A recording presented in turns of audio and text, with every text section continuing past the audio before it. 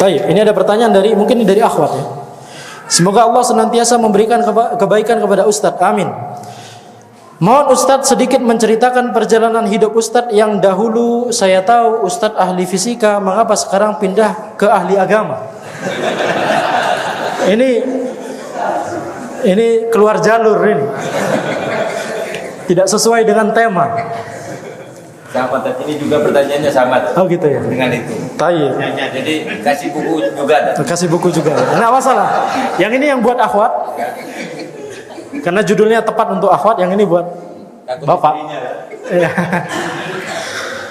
Allahul musta'an. Yang pertama, anak kritisi pertanyaannya. Dulu anak bukan ahli fisika, sekarang pun bukan ahli agama.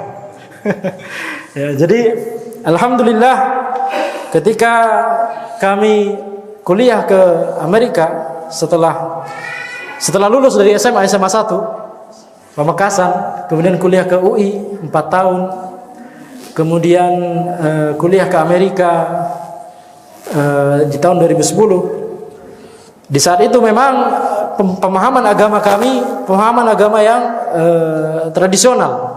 Maksudnya kami berasal dari desa, dari Palengaan. Ya, mbah-mbah kami kiai. Jadi terbiasa dengan hal-hal yang tidak ada dalilnya, ya. Tidak semua kiai seperti itu, tapi yang kami temui di lingkungan kami seperti itu. Maka itu membuat kami di zaman ketika SMP SMA tidak mau belajar Islam. Karena kami merasa itu aneh. Itu alasan mengapa kami ketika SMP SMA tidak mau belajar Islam, tidak mau belajar bahasa Arab, karena praktek-praktek yang dilakukan aneh. Kalau orang mau lulus kerja, datang ke mbah.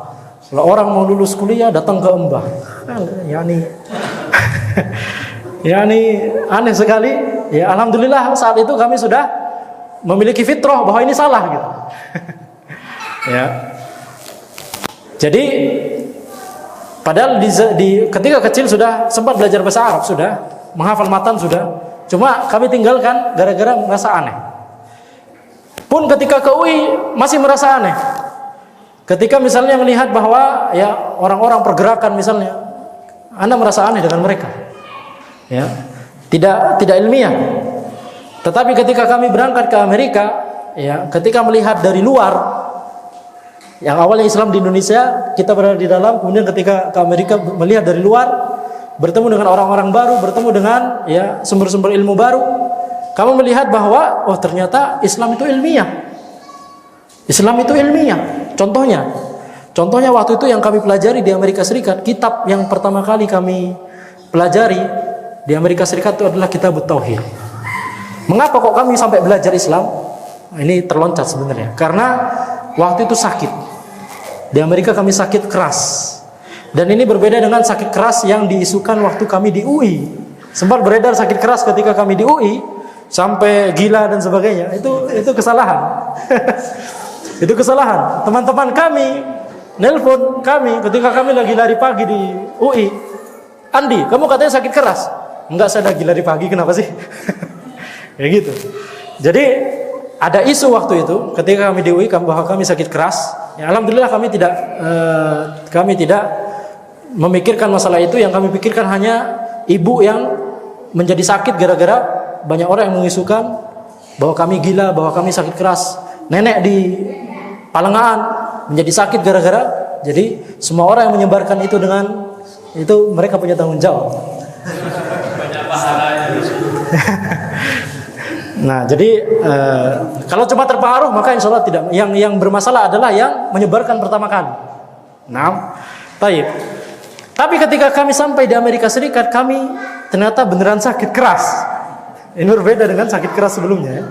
Dan sakitnya tidak diketahui penyebabnya. Berkali-kali ke dokter, tidak diketahui penyebabnya. Dokter bilang, Anda ini sehat. Takmir terakhir. Oh ya, Anda ini sehat, tidak ada penyakit sama sekali. Tetapi kami merasakan sakit, merasa sebentar lagi meninggal.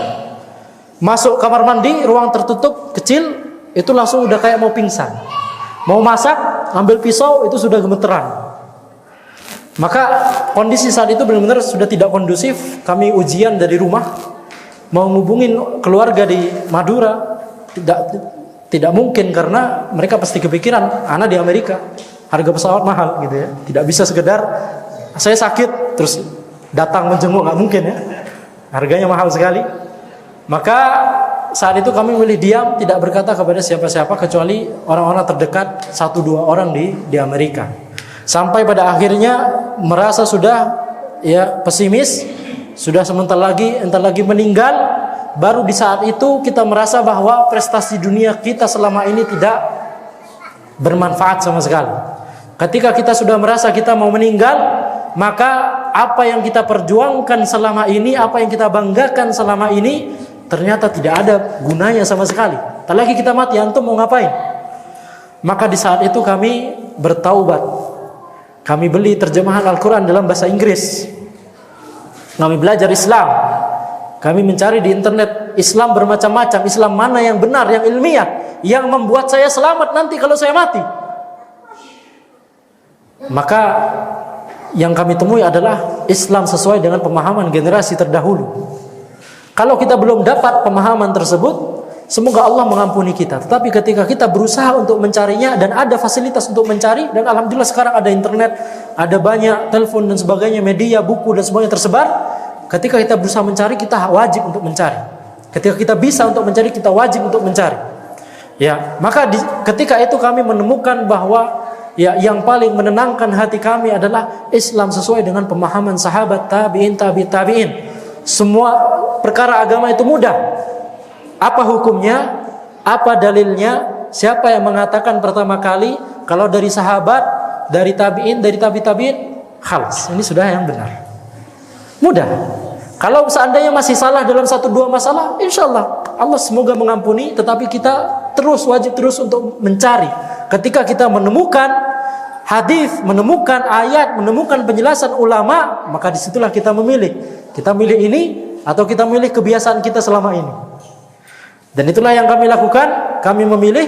Akhirnya kami ngaji di sana, belajar bahasa Arab dari awal, bahkan belajar tajwid dari awal, baca Quran yang semula tidak pernah baca Quran, belajar tajwid dari awal, belajar bahasa Arab dari awal. Ya, duduk di majelis ilmu, pindah rumah ke dekat masjid. Ya, sholat Jumat yang awalnya sholat Jumat itu nggak pernah sholat, akhirnya sholat Jumat jalan kaki 40 menit. Gara-gara sebelum pindah rumah. Akhirnya mengapa kami pindah rumah? Supaya bisa ke masjid. Ini di Amerika, masjid itu susah. Tidak seperti di Madura, di Indonesia yang masjid itu mudah.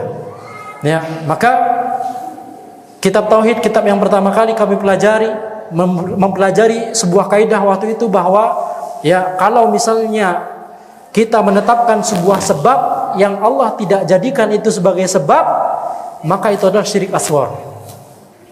Ini kaidah yang kami pelajari di kitab tauhid waktu kami ngaji di Amerika. Kalau kita menjadikan sesuatu sebagai sebab dan Allah tidak menjadikan itu sebagai sebab, maka ini syirik asghar. Ya, ini haram, berdosa, syirik asghar. Syirik tapi syirik asghar. Apa contohnya? Contohnya misalnya semua hal yang pamali-pamali yang enggak ilmiah itu semuanya kena kaidah ini. Laki-laki bujangan atau perawan kalau berdiri di depan pintu susah dapat jodoh. Kalau makan pisang dari tandan paling pinggir, susah dapat jodoh. Hamil bawa jarum apa? Ya itulah pokoknya ya. Kalau malam Jumat manis kemudian apa-apa dan sebagainya, pokoknya sesuatu yang tidak ilmiah, kalau kita meyakininya syirik asghar. Coba, Islam itu ilmiah ternyata. Itu yang membuat kami langsung semangat untuk mempelajarinya. Langsung ketika kami mempelajari Islam, berangsur-angsur sembuh. Berangsur-angsur sembuh. Alhamdulillah. Jadi Allah Subhanahu wa taala memberikan kami kehidupan yang kedua. Maka kami bertekad untuk di kehidupan yang kedua tersebut, setelah sebelumnya merasa sudah mau meninggal, maka kami bertekad untuk mendedikasikan diri kami kepada Islam. Yang sebelumnya mengerahkan seluruh waktu dan tenaganya untuk dunia, maka sekarang kita harus mendedikasikan waktu dan tenaga kita untuk Islam. Bukan karena Allah Subhanahu wa taala, bukan karena agama Islam butuh kepada kita, tetapi kita yang butuh pahala membantu dakwah Islam. Kalau kita tidak melakukannya, maka kita akan digantikan oleh orang lain yang lebih baik. Maka sesungguhnya kita yang lebih butuh, kita yang butuh. Maka sejak saat itulah kami mulai mendalami agama Islam, ya, langsung dari kitab-kitab para ulama, ya, Arab gundul, sehingga kita bisa mengetahui langsung dari sumbernya ini, ya, riwayat-riwayat dari para sahabat, tabi'in, tabi'in, ini dari para imam dan sebagainya, beragama tidak secara taklid, yaitu hanya ngikutin fanatik buta kepada apa yang diucapkan oleh, ya, orang-orang. Ya, maka ini yang kami rasa sangat menenangkan hati kami, karena kami langsung tahu sumbernya. Dan walaupun seandainya masih ada 1-2 permasalahan yang misalnya kita salah, tapi kita sudah menjalani metode ini, Allah Subhanahu wa taala, semoga Allah Subhanahu wa taala mengampuni kita, karena metodenya sudah benar. Kalau dalam 1-2 masalah masih salah keyakinannya, tapi metodenya sudah benar, semoga Allah Subhanahu wa taala mengampuninya, ya. Baik, pertanyaan terakhir, cara membatasi agar tidak terlalu mengidolakan seorang yang soleh bagaimana? Caranya adalah kita harus mengetahui, ya, batasan orang soleh, manusia, ya. Manusia itu tidak bisa mengetahui ilmu ghaib, tidak bisa mengetahui masa depan, tidak bisa mengetahui mengatur nasib seseorang. Maka cara supaya tidak berlebih-lebihan mengidolakan terhadap orang soleh adalah kita tidak boleh meyakini orang soleh tertentu memiliki keyakinan seperti itu. Ada di perlengahan, ya, ada orang yang diyakini bisa yang aneh-aneh. Kalau misalnya ada hajatan di sebuah rumah, ada nikahan misalnya, kemudian orang ini yang disebut wali ini, mohon maaf, tampak seperti orang yang kurang lengkap akalnya, ya, kurang sehat akalnya. Tapi kalau misalnya kita tidak menjamu dia dengan jamu yang sebaik mungkin, dengan nasi dan pokoknya hidangan yang sebaik mungkin, nanti semua nasi yang disiapkan oleh tuan rumah akan barui. Akan barui itu apa, ya? Basi, ya. Akan basi. Maka ini adalah, ya, mengidolakan orang soleh berlebihan. Mengidolakan orang soleh itu baik, tapi jangan berlebihan. Kita mengidolakan Imam Syafi'i, Imam Ahmad, kita teladani mereka. Kita teladani, ya, Imam Syekh Abdul Qadir Jailani, Abdul Hasan Al-Asy'ari. Kita teladani, kita idolakan. Tetapi jangan sampai berlebihan sehingga melampaui batas, ya. Atau misalnya kita memajang foto-foto mereka, ya, sehingga nanti misalnya ada foto-foto Wali Songo gitu, misalnya ada lukisan Wali Songo dipajang, itu tidak boleh. Itu bisa mengarahkan kepada kesyirikan, sebagaimana kesyirikan yang pertama kali terjadi di manusia, di kehidupan manusia, adalah karena ketika orang soleh pengikutnya Nabi sebelum Nabi Nuh, orang soleh sebelum Nabi Nuh itu diidolakan oleh syaitan, ya, dibisikin kepada manusia. Mereka kan orang solehnya sudah meninggal. Biasanya kan ketika mereka masih hidup, kalian ingat ibadah gara-gara melihat mereka. Tapi mereka sudah meninggal, sekarang kalian bikin saja patung mereka, supaya ingat ibadah, supaya menambah kecintaan kepada Allah hanya sekedar melihat patung mereka. Awalnya generasi tersebut tidak ada yang menyembah patung tersebut.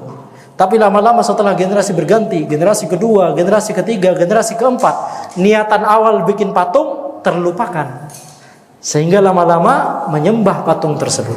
Kita mungkin bisa jadi memajang foto Wali Songo, lukisan Wali Songo, tanpa ada menyembah.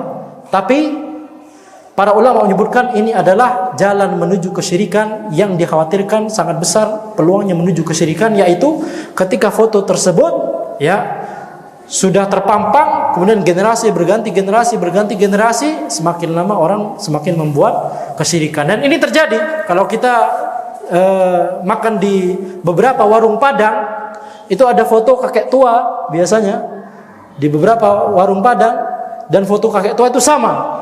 Kami makan warung Padang di Surabaya, di Jakarta, di Bandung, di Jogja, ada foto kakek tua itu. Ketika ditanya, ini siapa sih?